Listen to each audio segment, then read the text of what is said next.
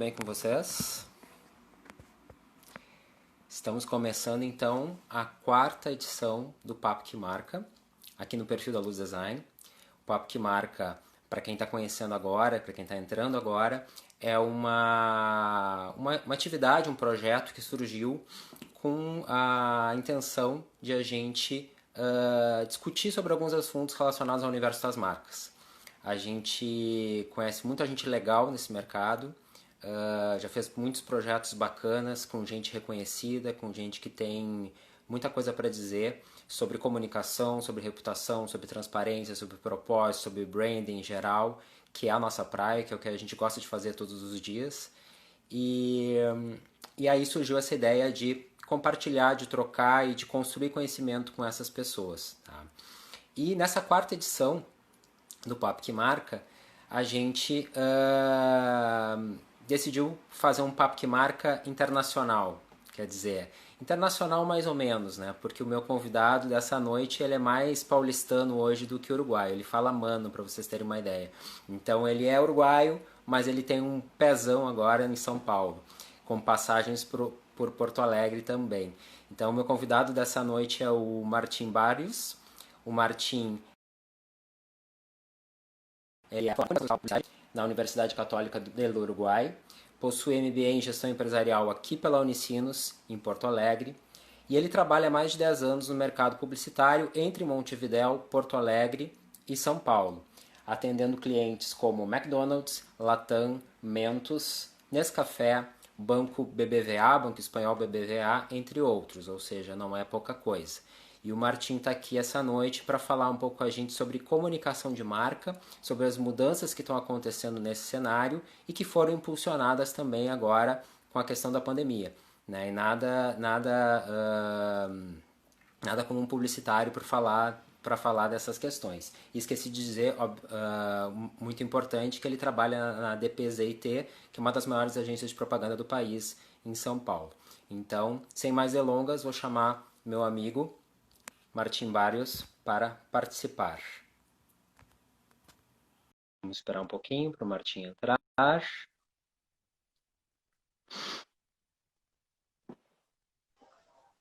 Olá. Alô, E tudo aí? bem? Tudo bem, querido?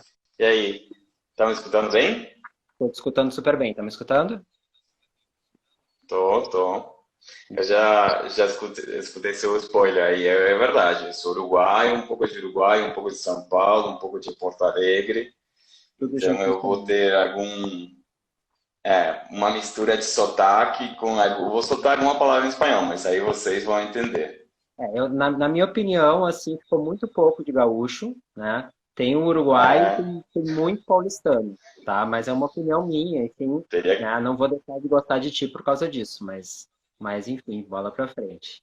Obrigado por ter aceito o boa. convite, né? Em primeiro Imagina. lugar. E vamos contar um Não, pouquinho dessa obrigado a história você aí. pelo convite.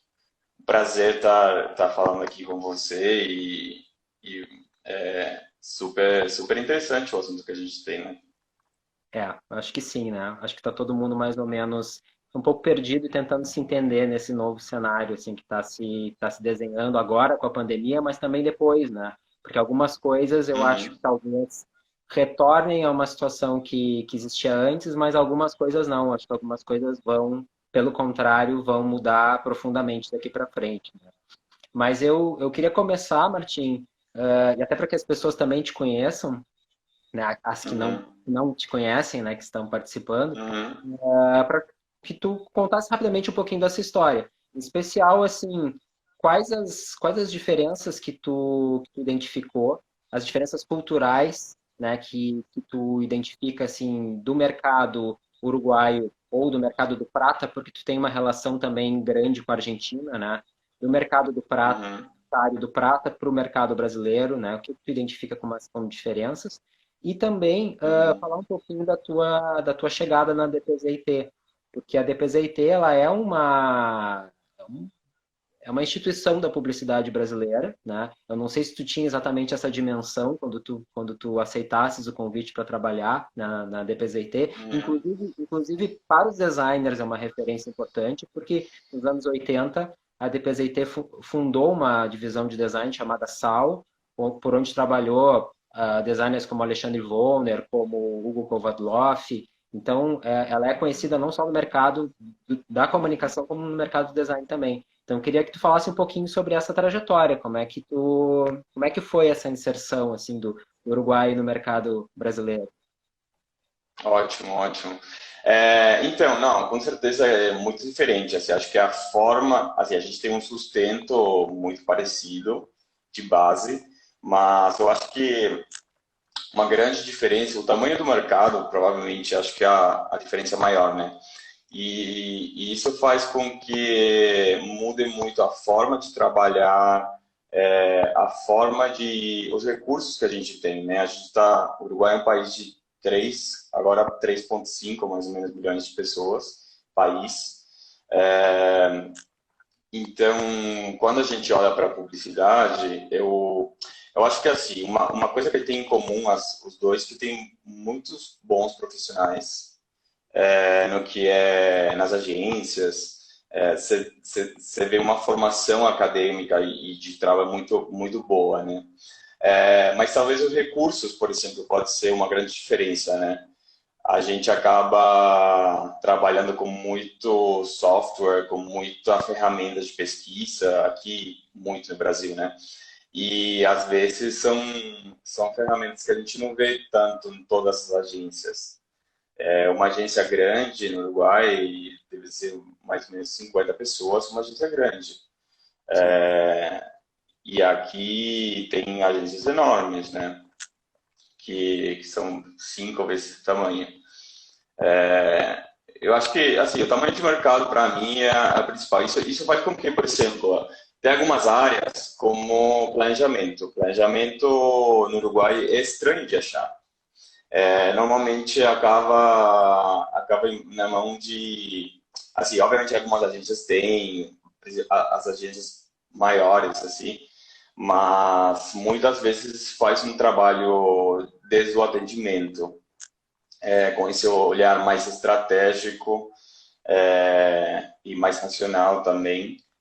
E, e aqui, assim, é muito óbvio, muito fácil de achar um time de planejamento numa agência. É quase, né? Acho que isso é uma grande diferença. Seria mais É, segmentado, no sentido assim, tem mais existe o atendimento, o planejamento, a criação, a mídia, cada um faz a sua tarefa. Não é, as pessoas não são tão multitarefa, vamos dizer, do que na realidade que tu te encontrava no Uruguai. total, total. E também, assim, departamentos que não. Eu nunca conheci uma agência no Uruguai que tivesse alguns departamentos que tem aqui, por exemplo, Art Buyer. Tudo acaba sendo time de produção, sabe? Que resolve, normalmente, mesmo time de produção que resolve produção gráfica, também a parte de TV.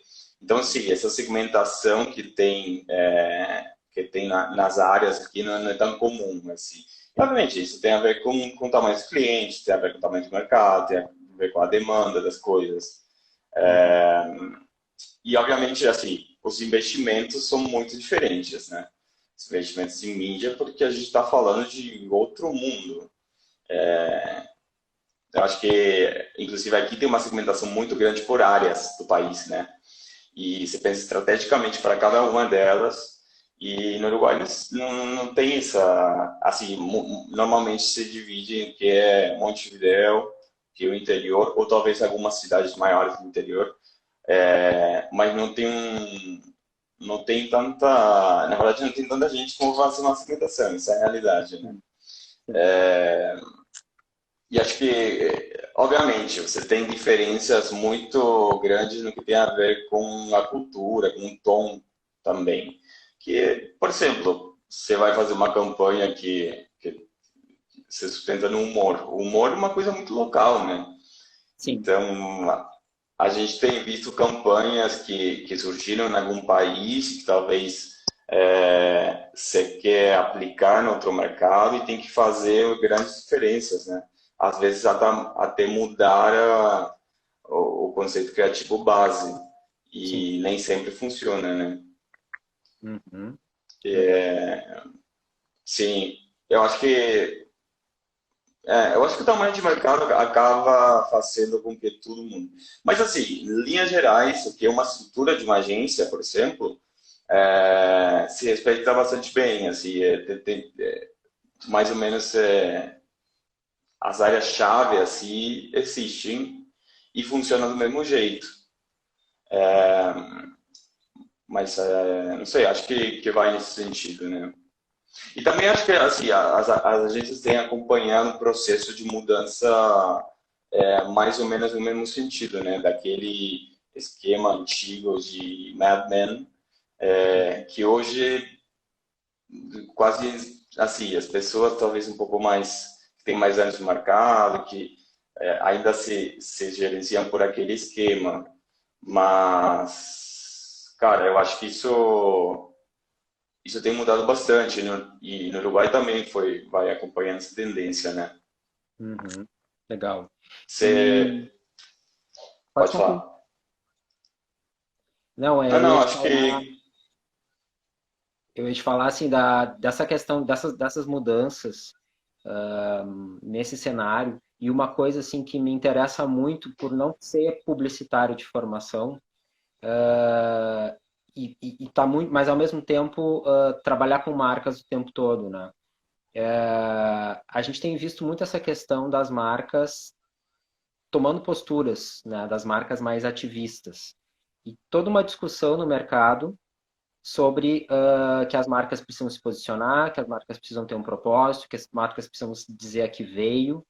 E eu fico curioso de entender, de ouvir também de um publicitário, se tu acredita que esse é o caminho mesmo, se isso é real, né? Se isso é demandado tanto pelo teu cliente quanto parte da agência, e se tu acredita que o consumidor na ponta ele valoriza, se realmente ele busca esse posicionamento das marcas, ou se talvez a gente esteja num discurso que talvez não tenha tanta conexão com a realidade.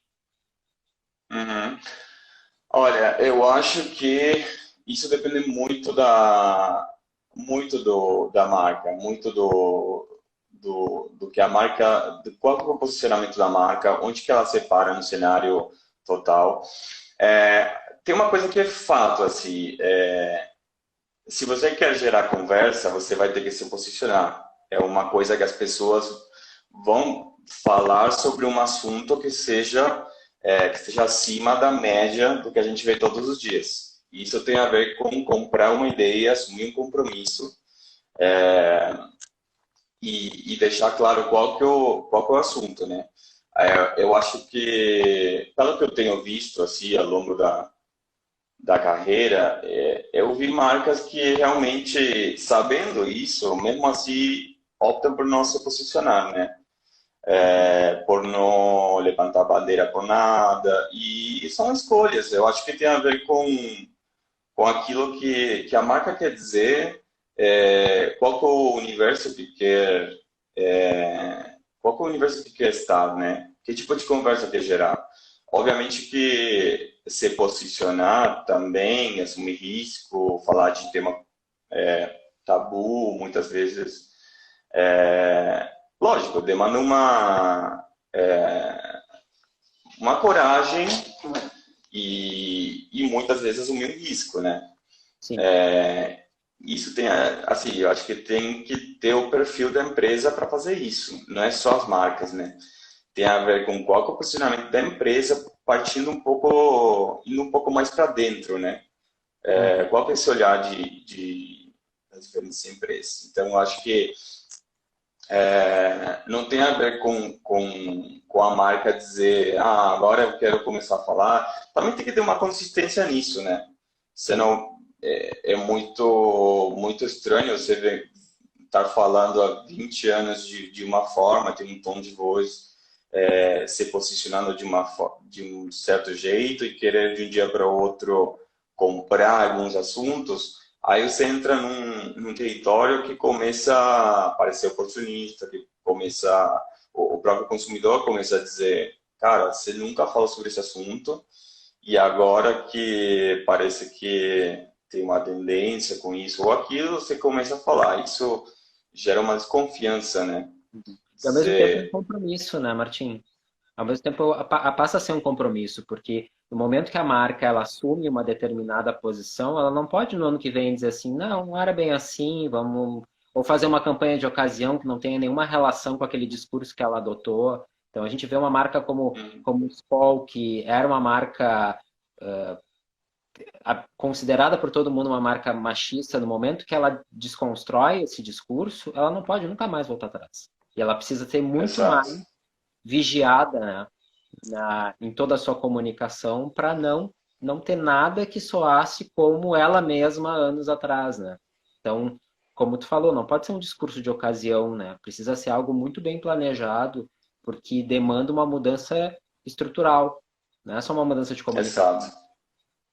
Exato, e acho que esse é o ponto, sabe? Porque acho que não é uma mudança de comunicação, é uma mudança do olhar da empresa. O consumidor muitas vezes não aceita aquela marca que diz, eu vou levantar a bandeira, por exemplo, para LGBT. E só coloca as cores no logo e foi, entendeu? A pergunta é, o que você realmente está fazendo, de fato? Fazendo, não falando. O que de fato está fazendo para sustentar essa ideia? O que de fato você está... Isso começa na empresa, né? Começa com o calendário de ações que a empresa tem. Depois vai ver como vai comunicar isso, de que forma, para que target, enfim. Mas eu vejo que às vezes algumas marcas estão muito querendo surfar ondas, né? Agora tem uma onda disso, vamos tentar surfar de alguma forma.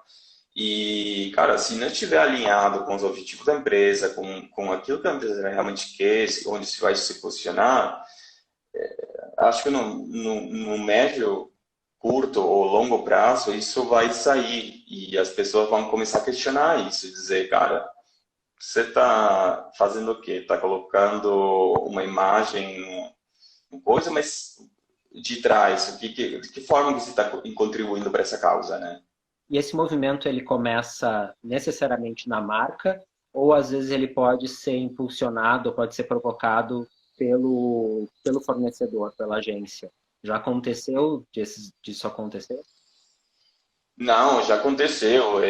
Não só na agência que trabalho hoje, na DBZT, mas também outras agências que trabalhei antigamente. Acho que parte dessa mudança que eu te falei de agência, também eu tenho visto a maioria se posicionar como parceiros estratégicos do cliente, né? Parceiros estratégicos de negócio, porque até porque nosso mercado, nossas estruturas do mercado estão em constante mudança constante, né? Então, eu acho que essa procura de tentar achar um modelo de negócio que realmente funcione para aquilo que o cliente precisa é uma coisa que algumas agências têm procurado. E nessa procura de ser realmente um sócio estratégico, também tem a ver com propor e tomar de sair um pouco do que é só publicidade, do que é comunicação e entrar mais no que é o negócio do cliente, fazer propostas que tem a ver com marketing mix e uma série de coisas, até do negócio mesmo. E eu acho que nessas parcerias, cara, onde você acaba fortalecendo muito o vínculo com o cliente, né? Uhum. Porque você mostra que realmente não é só uma questão de eu quero te pôr na mídia e quero ganhar prêmio com isso. Realmente o cliente, pelo menos o que eu tenho visto, realmente valoriza assim, as pessoas que estão do lado do negócio do cliente que quer fazer uma mudança com os objetivos reais da empresa, né? Sim, sim. Então, E nesse falando. sentido, sim, acho que super pode sair do cliente e acho que até às vezes pode ser melhor, porque você tem um olhar de fora. A grande contribuição das agências também é ter esse olhar de fora da empresa também, que às vezes os próprios Os clientes ficam olhando só um lado e é nosso compromisso e nosso desafio tentar eles enxergarem as coisas de outra forma, né? Uhum, uhum. E, e agora tu falaste sobre mídia, e eu imagino Sobre que o quê? sobre mídia, mas Hum, no sentido assim, né, de investimentos, né, de mídia. Eu imagino que isso tem mudado muito rapidamente, né? E agora, com a pandemia, estão acontecendo coisas que, obviamente, a gente sabe que podem reverter, né? Mas que talvez não revertam completamente. Só para dar um exemplo muito simples, a gente está aqui em Porto Alegre, a gente está na pré-história, né? Tipo, vocês já passaram por uma situação que a gente está passando agora. Então, a gente tem muito mais restrições, a gente tem muito mais medo de andar na rua, a cidade ainda está um pouco menos movimentada do que o normal. Então, por exemplo, a gente anda por uma avenida como a Borges de Medeiros, que é uma avenida principal da cidade, e não vê um outdoor. Os outdoors são todos uhum, ocupados, né? Tipo, não existe. uhum, A cada 5 espaços de outdoor, um está ocupado. E a gente sabe que isso é uma uhum. coisa sazonal que reflete o fato de que a população não está na rua. Por isso as pessoas não estão investindo em outdoor, mas que a Sim. tendência é reverter. Mas existem outros movimentos que eu acho que são movimentos mais perenes, no sentido assim de que a mídia está se digitalizando, né? O Uhum, investimento está migrando muito pro online. Então eu queria saber de uhum. ti, assim, como é que tu vê esse movimento? O que que tu acha que permanece assim no offline e que vai permanecer necessariamente? E, e até essas questões, se der para abordar um pouquinho essas questões de mídia programática que está sendo tão questionada agora recentemente, Uhum. como é que tu vê esses movimentos assim do mercado? Olha, bom, eu acho que assim, obviamente o investimento em mídia digital é uma coisa que já vem há muitos anos, né? Nesse momento de pandemia, óbvio, a gente tem visto dados inclusive do aumento de TV, de digital e outdoor é uma realidade, que você falou, né? Provavelmente foi a primeira grande mudança que os anunciantes fizeram, né? Tirar as coisas do outdoor de out of home e, e obviamente é uma coisa que assim eu acho que é um pouco perigoso também para obviamente, você meio que está comprometendo uma empresa que depois você vai precisar. Mas em questões de tendência, assim, uma coisa óbvia que a gente tem visto é o e-commerce, né? É absurdo o crescimento que teve. Acho que faz total sentido e também, assim, olhar as sondas, né? O começo foi a procura de muito de achar respostas, né? Ou também de se cuidar. Então, muito olhar para coisas de higiene, muito olhar para coisas de farmácia e tal. Mas também muito de o que fazer em casa, Uhum. entretenimento. A gente tem visto como mídia, agora falando de mídia, que teve uma alta aderência a outro tipo de entretenimento, né? Fora o que é Netflix, mas também aqueles, sei lá, Amazon Prime, séries de serviços de streaming e tal, que isso abre um pouco o leque também de possibilidades, e não só em formatos de mídia tradicionais, mas também em formatos mais alternativos, ou creative content, e, enfim. Mas assim, acho que é muito difícil fazer uma predição de o que vai ficar do offline. Obviamente, a presença do TV no país é gigante, né?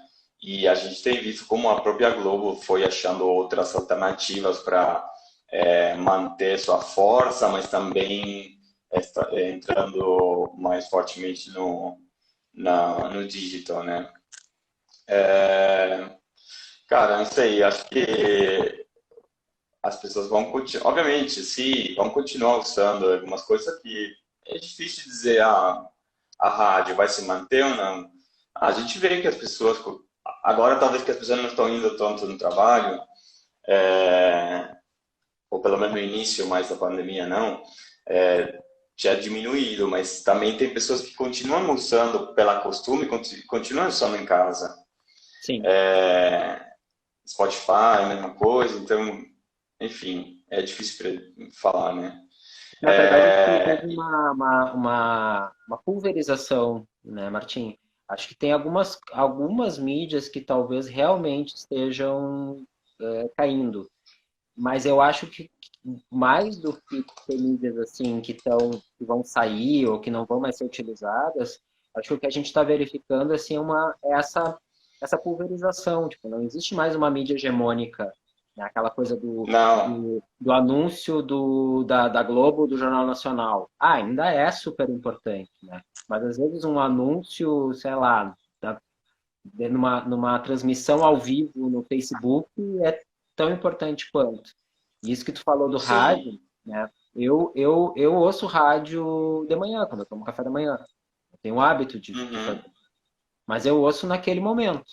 Depois, num outro momento, eu tô no Spotify. Num outro momento, eu tô no YouTube. Num outro momento, às vezes às 8 horas da noite, eu ligo a TV, né? E às vezes ao meio-dia eu tô no YouTube vendo um vídeo de não sei o quê. Então, eu acho que a gente tem muito mais opções agora, né? Então, acho que não existe mais aquela grande mídia que diz, olha, você precisa pagar 10 milhões de reais por um anúncio aqui, etc. Porque existem muitas alternativas. Mas isso também gera uma responsabilidade e uma necessidade da agência, né, do comunicador de conhecer muito o seu cliente, de conhecer muito o perfil do seu público, né? Porque não adianta usar os canais tradicionais para todo mundo se os canais não funcionam mais, né? Ou não funcionam mais da mesma forma, ou o público não está todo lá mais. Ele está em vários Uhum. lugares ao mesmo tempo. Sim. Não, e acho que é uma tendência que a gente está vendo há muitos anos. Eu te falaria mais de 10 anos. Eu estou escutando isso desde a faculdade, né? Mas a gente vê isso cada vez mais, né?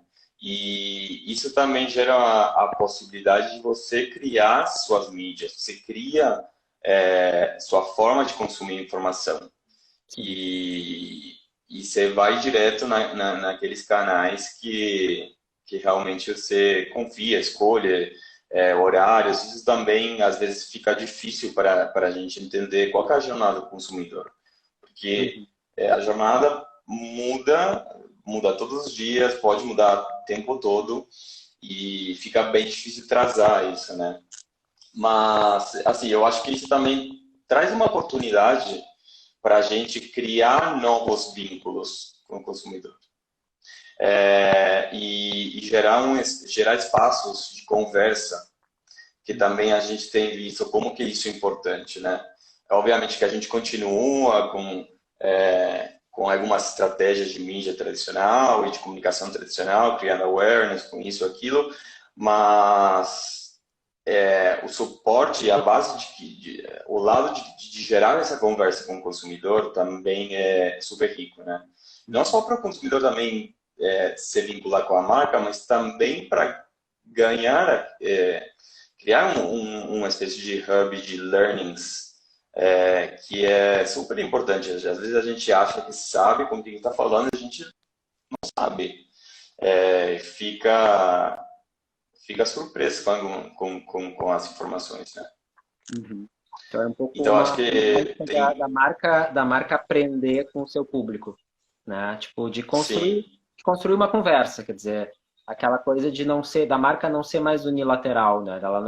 Ela não comunicar somente, mas ela estabelecer, construir um canal de diálogo com os seus públicos. Seria isso? uhum, exato, total. E também é uma tendência que a gente está vendo há muito tempo, mas que nem sempre as empresas têm a rapidez de mudar isso.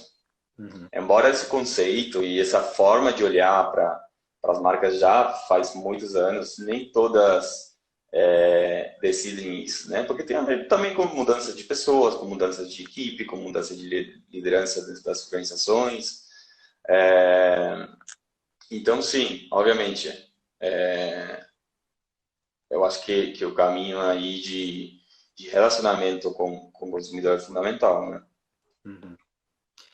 Sim. E quando a mídia E você estava atrapalha, perguntando de programa. Hã?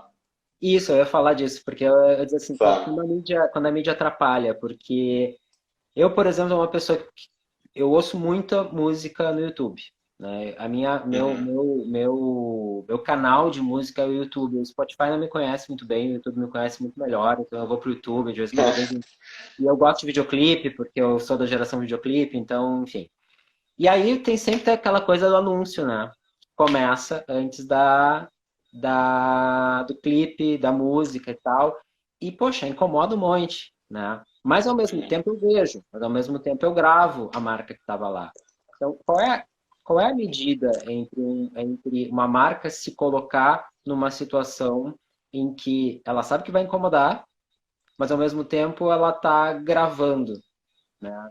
Que às vezes a gente não quer, né? A gente não quer que ela apareça, né? E aí fazendo o link também Uhum. com a mídia programática, né? Porque surgiu essa panaceia e aí as pessoas foram para o Facebook Ads e para o Google Ads e fazer campanhas, etc.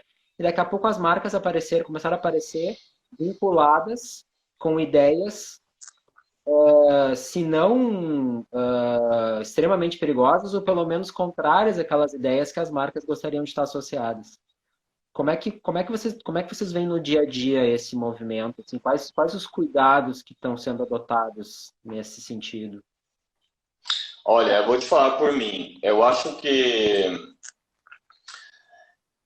a gente tem uma série de ferramentas para usar, enquanto elas sejam legais, legais no sentido de estar dentro da lei e enquanto a gente esteja tudo bem com isso, eu acho que a gente pode usar elas e todas elas funcionam, na verdade. Acho que o chave aqui é se perguntar qual que é o objetivo dessa campanha, dessa comunicação, e a partir daí você vai pensar qual que é o melhor caminho para atingir isso, né? O que eu acho que às vezes está muito... Pode ser um problema grande, você ter expectativas de querer atingir alguma coisa e usar uma mídia que não funciona para isso. Então, se você quer gerar um relacionamento com a marca, o que, não sei, talvez ganhe um lift aí de consideração, tem algumas mídias específicas para isso, né? Eu não sou contra o uso de programática, mas acho que nem funciona para toda a campanha, todo objetivo, e também não funciona para todas as marcas, né?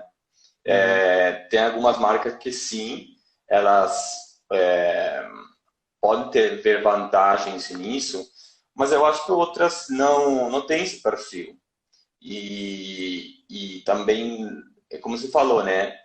A gente sabe que não é uma mídia que as pessoas, nossa, que legal, estou lendo a matéria aqui no jornal e tá aparecendo, mas sei lá, você precisa, por exemplo, fazer uma promo, alguma campanha muito curta, uma mensagem específica, ou curto tempo, e para lembrança de marca é boa, né? sim. Então, acho que, assim, a gente não pode pegar. Eu acho que a gente não teria que ser muito. Não sei se a palavra seria absoluto, assim. Dizer, cara, nunca funciona ou sempre funciona. Eu acho que sempre tem que olhar pro todo, né? Qual que é o anunciante, qual que é o objetivo, qual que é o target. E aí você vai conseguir dizer, ó, nesse caso específico sim, nesse caso específico não, né? Sim, sim. Eu estava Ah, pensando sim, que também tem gente que vai falar, cara, jamais. O pior que você pode fazer é que realmente não tem uma escola, não tem uma resposta 100% certa, né? porque às vezes funciona, né? Tipo, a primeira vez que uma marca me perseguiu na internet foi muito assustador, né? Eu fiz uma busca para um produto e aí ela começou a aparecer em todo que é lugar. Eu disse, meu Deus, o que está acontecendo? Aí eu fui pesquisar, descobri mídia programática, retargeting, remarketing, etc. Ah, tá, entendi o que está acontecendo. Mas a primeira sensação que a gente tem é muito invasiva, até que tu te acostume que isso existe, né? Mas eu tenho que admitir que algumas situações pode até te ajudar num certo sentido. Ajudar, na verdade, ajuda mais na marca, mas ajuda no sentido assim, eu quero comprar alguma coisa, mas não quero comprar agora. Aí no outro dia ela te lembra, eu tô aqui, até que Uhum. faz o movimento da compra, né? Mas é como tu falou, em situações específicas, marcas específicas, né? Momentos específicos, talvez, né? Não, e também assim, dentro desse universo tem um leque enorme, assim, tem algumas marcas que não estão aderidas a nenhum regulamento, CONAR e tal, e tá tudo bem, eles vão, fazem, e se eles tiverem uma frequência 28 de 200 e o 2000 que for, foda-se, se eles tiverem grana eles vão fazer, e assim, acho que tem um universo. Tem muita gente que, na verdade, funciona muito bem com isso. Por isso que, assim, acho que para mim pode ser invasivo e em algum segmento específico, mas para você também ou não, parece assim, parece não. É, sei lá, acho que realmente tem um leque muito grande. Uhum. E acho que nunca, para mim não tem uma receita, assim. Obviamente tem parâmetros e tem coisa que você sabe que, cara, você não vai fazer, sei lá, essa quantidade específica de frequência por mês, não vai fazer tal outra, porque por casos similares, por experiência, você sabe que não vai funcionar, né? Sim, sim. E queria te perguntar também, Martins, sobre a questão da reputação, né? A gente cada vez mais tá ligado no que acontece, né? E às vezes até de uma certa forma um pouco, como é que eu vou dizer, não digo exagerada, assim, mas às vezes parece que existe uma cultura de cancelamento, né? Qual é a marca que vai ser cancelada agora, né? Descobri, não sei o que, ali na pontinha, e vai todo mundo lá e cancela. Então as marcas estão cada vez mais atentas. Mas também, por outro lado, existem às vezes coisas muito sérias que acontecem, né? Eu te mandei aquele link daquela campanha da Odebrecht. Na verdade, não era uma campanha, né? Um press release deles falando, o Odebrecht errou e tal. E eu fiquei pensando assim, ok, talvez seja o papel da comunicação fazer criar esse material, veicular esse material, né? Mas é o papel da comunicação salvar uma marca depois de um erro tão grave? Tu já passou na tua carreira por alguma experiência que vocês tiveram que fazer uma correção de rota e que a comunicação foi decisiva para isso? Ou isso partiu do cliente? É que eu acho que sempre, assim, eu acho que uma coisa que acontece, não só nesse caso de reputação, mas também com outros, é que muitos anunciantes têm uma expectativa na comunicação e esperam que a comunicação resolva alguns problemas que não são necessariamente da comunicação. A comunicação está ao serviço de dizer para as pessoas, isso é assim aqui dentro, sabe? Isso é aqui com a gente. Mas não, assim, esse tipo de coisa tem que surgir dentro da Sim, própria empresa, da própria marca, tem que ter.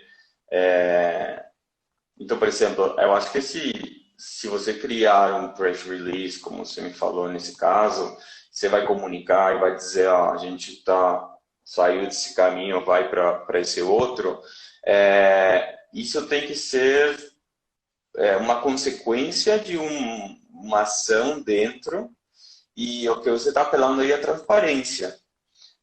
Se você achar que o press release vai solucionar o problema que ainda tem dentro da empresa, isso não vai acontecer. E é isso, é colocar uma expectativa na comunicação que não é feito para isso, né? É, eu vejo muitos anunciantes que têm muito medo, às vezes, das redes sociais, né? Porque alguns que são de uma geração que ainda não tinha isso, então era muito mais fácil se esconder algumas coisas. Hoje em dia não tem, né? E quando, por exemplo, no caso de produtos, acontece muito que se você não tomar cuidado com como estão esses produtos, a gente tem visto muitos casos, né, de dos consumidores se manifestarem nas redes sociais. E obviamente, isso parte de uma necessidade do consumidor falar, cara, eu quero dizer uma coisa aqui. E não somente aceitar o que vem da forma que vem, né? Sim, porque acho que os consumidores eles são mais conscientes hoje e acho que as redes sociais empoderaram muito esses consumidores, né? Para o bem e para o Uhum. mal. Eu acho que tem consumidor que faz muita zoeira, né? Que desabafa, que fala muita bobagem, mas a grande maioria se posiciona de uma forma forte, de uma forma clara, né? Inclusive a favor, né? Eu vi uma coisa muito incrível, não sei se eu mencionei isso na última live, mas eu vi a Natura se posicionando, né, com aquela campanha do Dia dos Pais, né, quando o Tami Miranda foi um dos pais, né, e uma representante da Natura, uma consultora da Natura, fez um post dizendo que ela estava perdendo clientes por causa dessa atitude da Natura e que ela, enfim, que na comunidade dela, que as pessoas não aprovavam e disseram para ela que não iam mais comprar Natura, etc e tal. E uma cliente da Natura comentou no post dela e disse para ela assim: você não está à altura da marca Natura. E eu pensei assim, uau, né? Porque é Uhum. uma consumidora está dizendo para uma colaboradora da Natura que ela, pessoa física, não está Na no altura da patamar da marca, né? marca Natura. Então, isso, para uma Uhum. marca chegar nesse ponto, e aí eu não estou entrando no juízo de valor, né? Porque é um CPF, não dá para comparar CPF com CNPJ, né? Mas Uhum. mas para uma marca chegar ao ponto de ter um advogado de marca assim tão forte, que diz assim, olha, se você não compactua com isso, você não está à altura dessa marca, você não devia trabalhar para essa marca. Então, isso é uma Uhum. construção de marca muito bem feita, né? Não tem como não dizer que é Total. uma construção de marca excelente. E acho que deve ser muito Não, gratificante. e acho que isso a gente volta no assunto inicial, né? De uma marca se posicionando, né?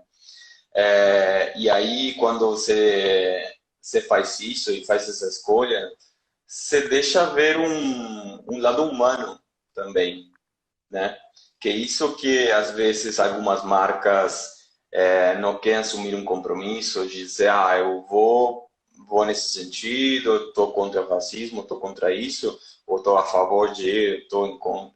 É, mas aí os consumidores ficavam meio, e o que pensa? Qual que é a sensação? Qual que é o seu olhar do mundo, sabe? E pelo contrário, quando você faz essas escolhas, você deixa ver que tem pessoas atrás disso assumindo compromissos. E pessoas assim que as empresas têm objetivos de mudar alguma coisa também no dia a dia da pessoa, né? Uhum. Isso tem a ver com o lado humano. A gente sabe que as pessoas não querem se relacionar com as marcas só por serem olhando para elas como empresas. As pessoas querem se relacionar com as marcas olhando para pessoas, né? E é isso que faz a diferença. Sim, sim. E quando a marca ela assume isso, né? E ela assume inclusive a sua imperfeição e ela assume que ela não é para todo mundo. Eu acho que esse gatilho, essa chave, quando vira, facilita muito a comunicação. Porque eu acho que as marcas, quando Uhum, elas estão num estágio inicial ou intermediário e que elas acham que elas devem comunicar para todo mundo e que o mercado delas é todo mundo, a comunicação acaba ficando muito frágil, né? Acaba ficando muito genérica. uhum. E aí, no momento que a Sim. marca se dá conta assim, olha, eu converso com esse tipo de cliente. E eu estou abrindo mão desse tipo de cliente, né? E aí tu faz uma escolha consciente e começa a levar pedrada de um lado, mas aplauso do outro lado, né? Ela começa a conversar com alguém, ela começa a estabelecer uma relação. Porque nós somos assim. Uhum, Se a gente quiser agradar todo mundo, a gente não vai conseguir agradar ninguém, né? Mas se a gente uhum. disser, eu tô assim e, né, se tu não gosta de mim, lamento, mas tem outra pessoa que vai gostar, né? A possibilidade de tu estabelecer relações mais profundas aumenta muito mais, né? Eu acho que com as marcas Aumenta acontece. muito mais e eu acho que em parte você cria um vínculo mais verdadeiro também. Porque essa sensação de, eu quero falar com todo mundo, eu quero ser assim, mas quero ser assar, e aí você começa, nossa, onde você se posiciona? Qual que é o seu, sabe? E fica a começar confuso. E aí o que as pessoas começam a ver, na verdade, começam a ver uma empresa que vende produtos ou Sim. serviços, entendeu? E deixa de aparecer a marca. Porque, na verdade, detrás daqueles aqueles produtos tem uma vida e depende de como você constrói isso, né? Isso tem a ver com valores é, de seres humanos, né? Então, na hora que você quer falar com todo mundo, com a mesma mensagem para todo mundo, e do mesmo jeito para todo mundo, você começa a dizer, então não tenho como ficar próximo disso, né? E Hum. tem muitas marcas que vão nesse sentido. E às vezes é um debate também interessante, porque você fala com aquelas marcas que te falam isso, cara, eu quero falar com todo mundo, eu preciso porque meu produto tem essas características, né? É, por uma parte você diz, cara, você nunca vai conseguir gerar um vínculo muito forte, né? Mas por outra parte também eles defendem muito que precisa falar com todo mundo e o tipo de portfólio do que for faz sentido eles tomarem esse caminho. Então, assim, é, eu acho que está claro que se você quer criar um vínculo forte com o seu consumidor, não pode deixar de se posicionar. Mas nem sempre é a decisão das marcas, né? Claro, ela não precisa bater de frente o tempo todo. Às vezes ela só precisa fazer a sua comunicação, vender o seu peixe de uma forma mais Hum, tranquila. Eu estava te ouvindo, estava pensando no Banrisul, que tu conheces bastante, que é uhum, uma marca genérica, uma marca que tem um certo apreço aqui no Rio Grande do Sul, porque é o Banco do Estado, etc e tal, mas nunca teve um posicionamento assim, super forte, super claro. E uma vez eles fizeram um anúncio de TV que aparecia várias pessoas em várias situações, né? Com a locução e etc., trilha. E aí, dentre essas muitas situações, uma das situações era de dois meninos arrumando a cama, né, levantando o lençol da cama, né? Dois homens. Só que foi tão engraçado no certo sentido, porque a cena pega exatamente quando o lençol está na cara de um deles.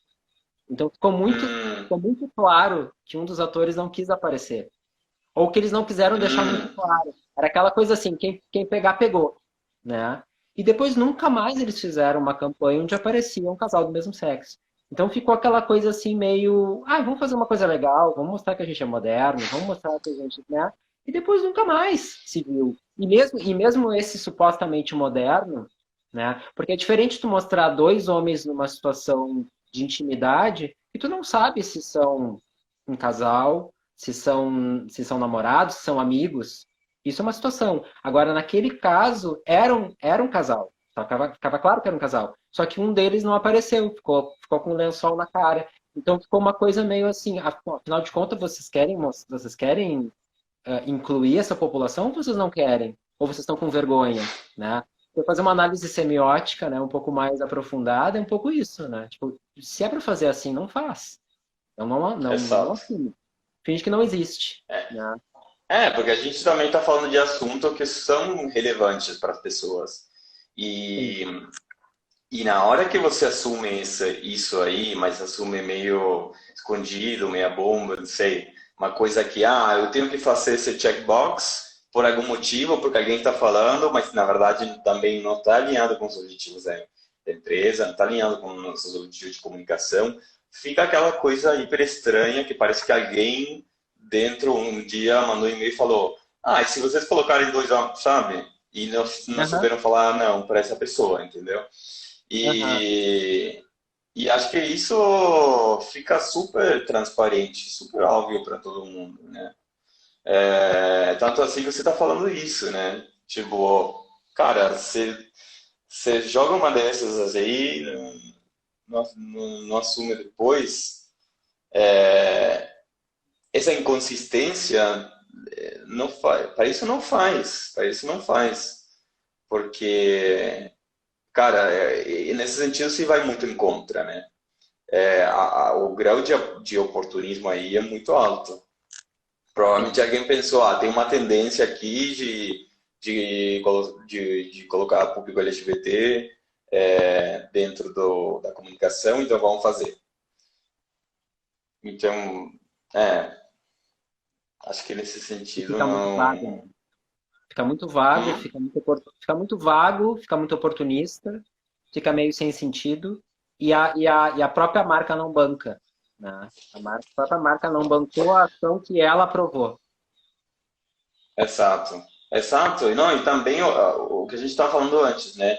Provavelmente não fez nada real, tangível, para dizer, ok, eu assumo esse compromisso, eu estou dentro desse grupo, eu assumo, sei lá, eu tomo algumas decisões em função disso. Foi uma coisa que coloca duas pessoas, sabe? Não sei, não estou dentro dessa campanha, não participei, é, mas provavelmente foi pensado assim, né? A gente vê bastante isso. Inclusive, nesse caso era mais, como você falou, né? Mais explícito a indecisão de fazer ou não fazer. Mas tem casos que sim, coloca claramente duas pessoas e explícito, só que faz uma vez e não faz mais nada com isso, também entra na mesma inconsistente. E não só com assuntos LGBT, né? Com vários outros. Uhum. Então, por isso, se é uma decisão super estratégica, porque você tem que assumir um compromisso, se posicionar numa plataforma que vai dar suporte para isso, né? Um dia você fala de um assunto, outro dia fala de outro, e assim ninguém sabe, ninguém entende nada, né? Fora que, Sim, obviamente, a gente tem milhares de marcas para, entendeu? Se fosse uma marca, se a gente tivesse contato com uma marca, tudo bem, aí tanto faz. Mas se a gente quer que o consumidor lembre da gente, considere a gente, você precisa sim, obviamente, suportar essa consistência e assumir isso como uma decisão estratégica. sim, sim. Martim, para fechar o nosso papo aqui, Já só te chamei foi? para isso. Já Passou estamos com rápido, 54 gente. minutos, passa muito rápido, muito rápido. Então, meu Deus. Mas assim, eu só te chamei para me responder uma pergunta. Quando é que a gente sai dessa? Quando é que termina essa pandemia? Tu que é um cara que tem informações privilegiadas e mora em São Paulo. Então, eu estou fazendo a vacina em casa já. Não, como é que tá aí? Tu já percebe um movimento de retorno, de aumento no investimento, ou na verdade tu não percebeu nenhuma queda? Como é que tu está percebendo esse momento agora, assim, entrando em setembro de 2020? Eu vou te falar, eu passei os primeiros 5 meses da pandemia no Uruguai.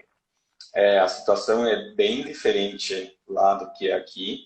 Sim, E eu vim aqui quando começou dá para sentir uma mudança.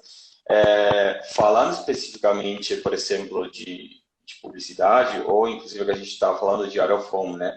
É, Dá para ver uma mudança. Anunciantes começam a voltar e dá para ver se começa a aparecer uma presença forte de comunicação smartphone. Mas, cara, imprevisível. Obviamente, o único que vai dizer bem ou mal vai ser a vacina. Isso está claro que, enquanto isso acontecer, os números podem aumentar, diminuir e tal, mas a gente não tem muito como saber. E obviamente que, assim, tem coisas que vão ficar, provavelmente, né?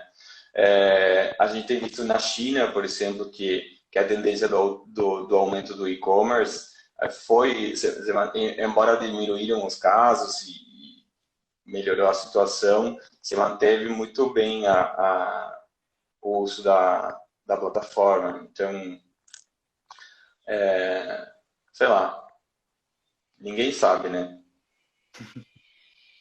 Eu tinha tanta esperança que tu ia me responder essa pergunta, Martim. É o quê? Quando que a gente volta ao normal? Eu Olha, achei se que eu ia ter soubesse, alguma informação privilegiada para me passar. Não, tô brincando, tô brincando. Mas era mais para perceber isso. essa, como é que tu sentia, né? Esse momento, assim, como é que tu estava sentindo essa temperatura. Mas acho que as coisas estão Não, no voltando. meu sentir, no meu olhar aqui, eu tenho visto uma mudança de comportamento. Inclusive, a gente tem acompanhado tendências de consumidores que, obviamente, não, o fator medo no início era muito maior. A gente tem visto como as pessoas foram incorporando as informações de como se cuidar e tal, e aqui eu pelo menos tenho visto uma movimentação maior na rua, com certeza. Sim, E aí, nesse cenário novo normal, né? sim, sim. Mas, sim, acho que teve uma abertura aí.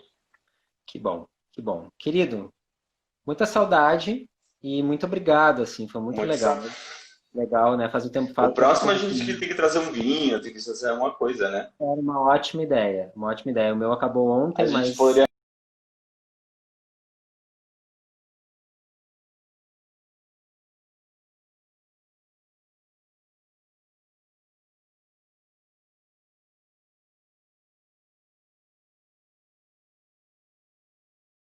agora, não sei se vocês estão conseguindo enxergar, porque eu acho que para mim ele deu uma travada.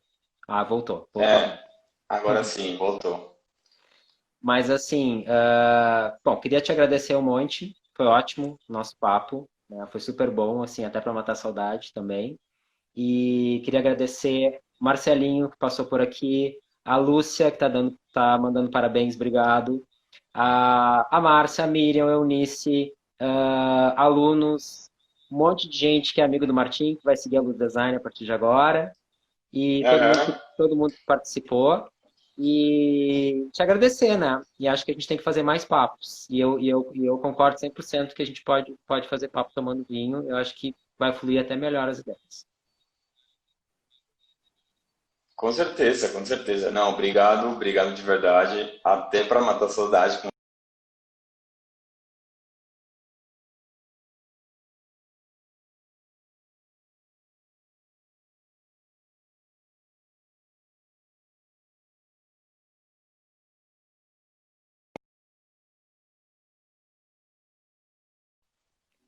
Ei, travou. Agora travou de novo, então vou me despedir rápido. Obrigado por tudo, foi prazer. E chama sempre, sempre que quiser, a gente está aqui para trocar ideia. Tá bom, querido. Obrigadão, tá? Uma boa noite pra ti. Obrigado. Gente, esse foi então o Papo que Marca número 4. Agradeço todo mundo que participou. Gustavo agora mandando mensagem, Miriam, Adri, Tânia. Ah, eu também acho, Tânia. Vamos fazer o próximo com o Mujica. Seria super legal para mim fazer um papinho de. Mas aí teria que ser um papo de uma tarde toda, não só de 55 minutos, né? Mas se tiver o contato dele, me passa, por favor.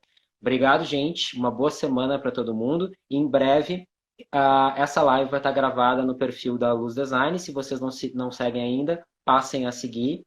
Né, e acompanhem essa e as outras lives que a gente já fez no Papo que Marca, que estão gravadas no nosso perfil. Tá bom?